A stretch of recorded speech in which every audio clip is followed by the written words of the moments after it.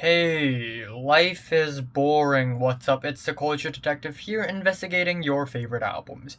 And today, I'm going to do another album review, and it would be the latest Brockhampton Roadrunner's New Light, New Machine. Brockhampton is a boy band consisting of rappers, singers, and producers, and they have been dropping albums ever since 2017 with their Saturation trilogy, which became really popular, really launched their careers, and it was extremely successful for them.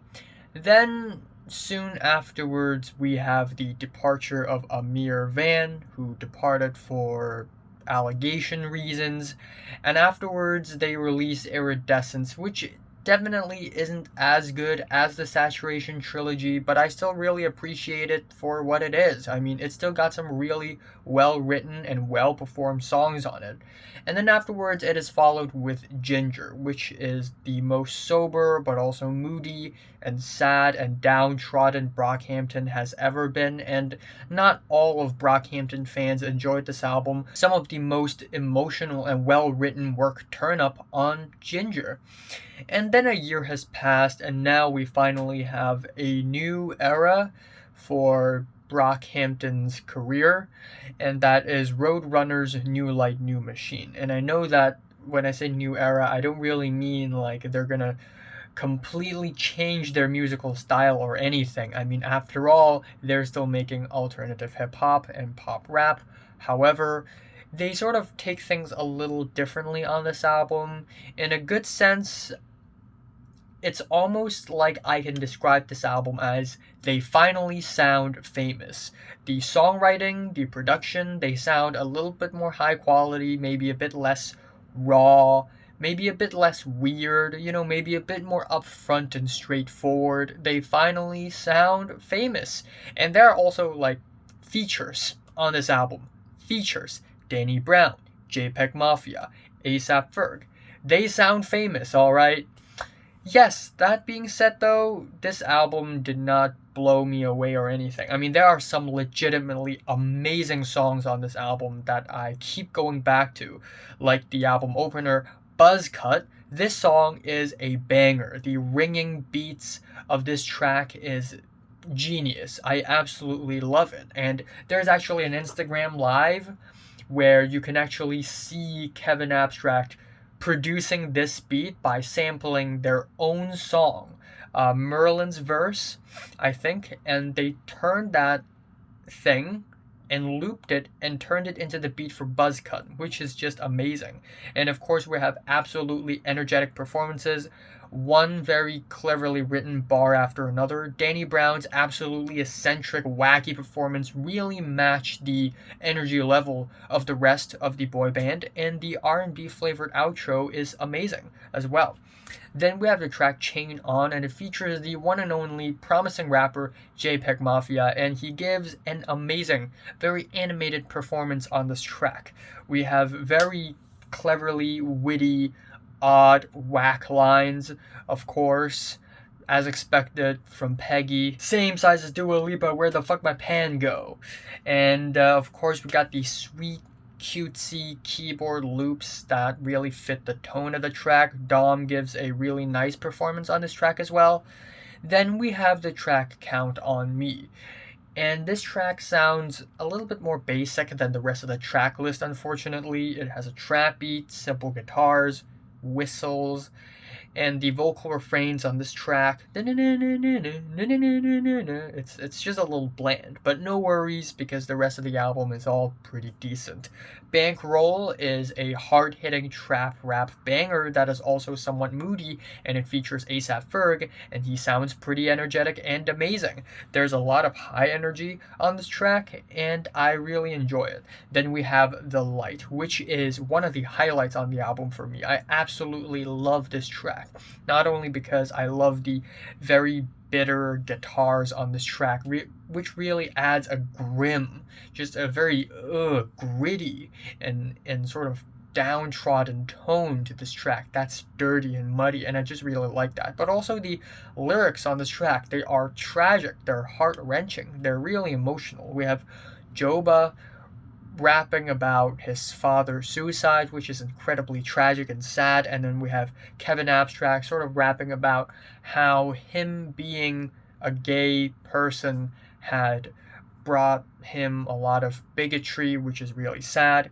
Then we have the track Windows, which is a dramatic gangster rap. The last verse, however, is what really made this track kind of off for me, because the energy level has such a sudden dip in the last verse. I don't know why, but it's just a really weird moment on the album and on the track.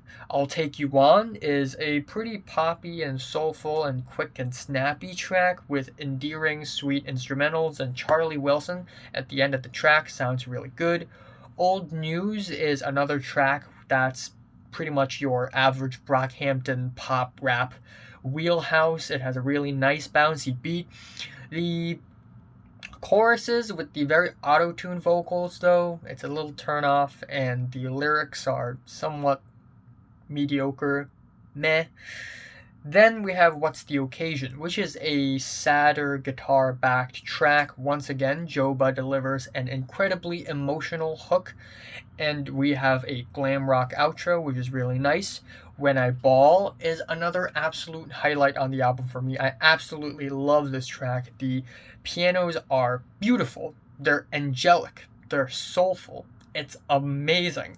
And we also got really beautiful vocal harmonies, and Dom on this track sounds like early Kanye West, and in a good way. The track Don't Shoot Up a Party is an absolute banger with distorted keys and synths that's just very West Coast hip-hop flavored. We have lyrics that sort of combine elements of mass shooting and racism and also paranoia, and it all comes together as a really weird, off-putting banger that's just kind of creative and something that I wouldn't expect seeing from Brockhampton. What the Dear Lord is the second last track on the album, and it's basically a gospel harmony choir track where they conjure up some beautiful vocal harmonies. Maybe not one of the more memorable moments on the album, but I still appreciate it for what it is. And the album ends off with The Light Part 2, which is lyrically basically an extension of The Light. Instrumentally, it is sadder, a little bit more toned down, a little bit moodier, and also not as memorable, unfortunately, but still lyrically, topic-wise, it is a really strong ending for the album. So overall, Brockhampton's latest album, it's pretty good as well. I mean, they have been consistently dropping one good pop rap album after another. It's really amazing. I wouldn't say this is one of the better albums off of their discography. Of course, Saturation Trilogy is amazing, and the Ginger is actually pretty good. I'll say that this is better than Iridescence, and there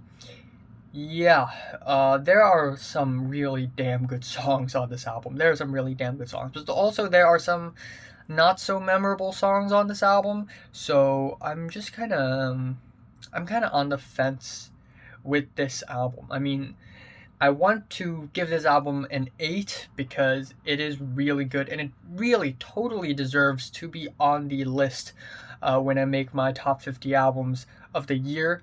But at the same time, does it really deserve an 8 though? Does it really deserve an 8? So oh my god. And I've already given enough 8s in the year so far. But I legit enjoyed a good chunk of the songs on this album. Maybe not all, but a good chunk. My favorite track here is The Light. Yeah, I actually really love this track. Buzzcut and Don't Shoot Up the Party. And my least favorite is Count on Me. I'm giving Brockhampton's Roadrunner's New Light, New Machine a strong 7. Maybe to a light 8 out of 10. Yeah, 8.0. Again, I know. So, have you listened to the latest Brockhampton album? From 1 to 10, how much you rate it? Like it, and subscribe if you want more. And thanks for watching. Next album I'm going to review would be Promises by Floating Points, Pharoah Sanders, and the London Symphony Orchestra. and Nubian Twist with Freedom Fables. And no, I will not review the 5-parted ambient album released by Sufjan Stevens. I don't think I will. I don't know.